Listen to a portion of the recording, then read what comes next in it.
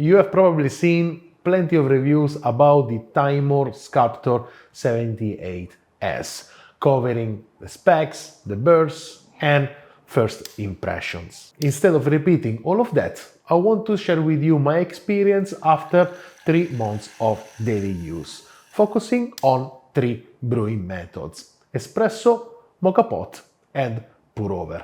I will quickly summarize the key features and then tell you what actually matters after using this grind every day. To keep it short, here is what you get with the 78S. Capable of grinding for everything from espresso to pour over, single dose grinder designed for minimal retention, 78mm flat burst for high consistency, adjustable RPM from 800 to 1400 to fine-tune grind quality, low retention with a knocker to help clear out grounds. I am actually very obsessed with this knocker, and solid aluminum build, which make it sturdy and also quite heavy. Alright, now let's get into what it's like to actually use this grinder every day. One of the key things that I noticed with the 78S is that retention varies depending on grind size and RPM. When grinding for espresso, due to the fine grind setting, there is some retention inside the chamber. A quick knock or a short purge helps clear out these remaining grounds. However, for coarser grind sizes, the retention is very minimal, sometimes even zero. When using a low RPM for espresso, I noticed that the retention is higher compared to when I grind my coffee at a higher RPM. Starting with espresso, I found the grind consistency to be very reliable. The distribution is quite even and there is not a lot of clumping, not even when I grind very fine, like at zero. The adjustable RPM does affect extraction and also contact time. Lower speeds seem to bring out more sweetness and body in my espresso and also create a more even distribution of particles, giving slower shots than when I use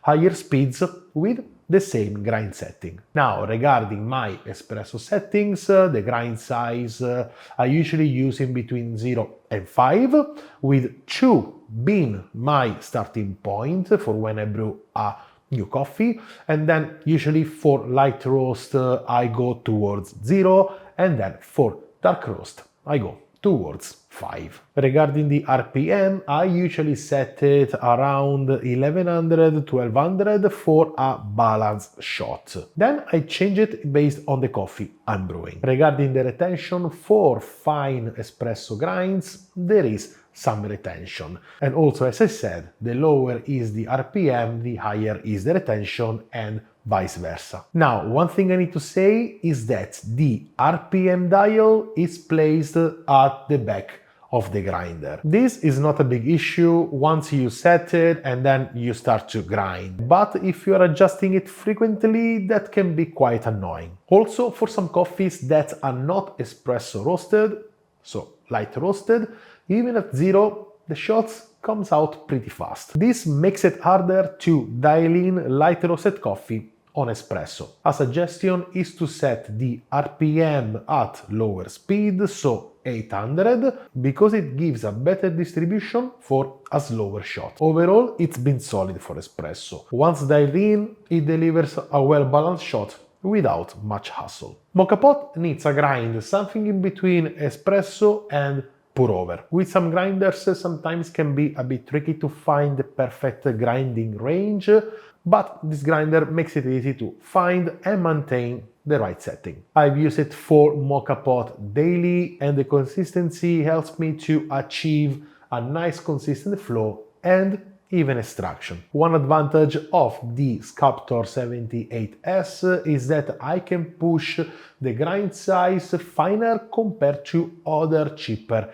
grinders, because it provides a good distribution of fine particles. This allows me to extract a more intense coffee without experiencing channeling, pressure build-up, or sputtering. Regarding the setting that I use for Moka pot, for the grind size, I grind something in between 4 and 7, sometimes 8, depending on the kind of coffee. I put a 4 to get a very nice, strong, intense coffee for the Moka pot that I usually use to make lattes or flat white or any milky drinks. For darker roasted coffee, I usually push it towards 7, but every time I brew a new coffee, I usually start at 5.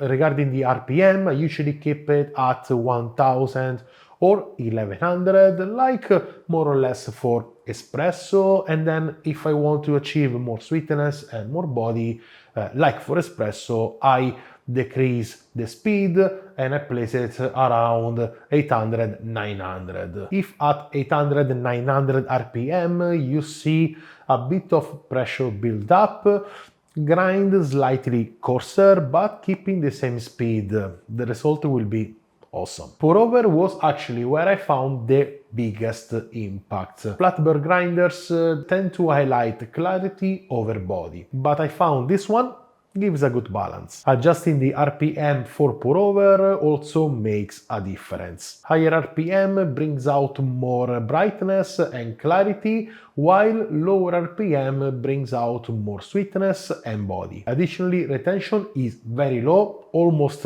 zero sometimes, making it a great option for who value consistency and minimal waste. Regarding my settings for pour over, about the grind size, the range is very wide. I have tried to push the grinder very fine for standard pour over, like at 7, and also very coarse until 18. And depending on the coffee and the dripper you're using, it can work very well in between this range. Regarding the RPM, I always keep the speed at the lowest, so 800, because I noticed that with this setting I get more sweetness and body even if I grind coarser.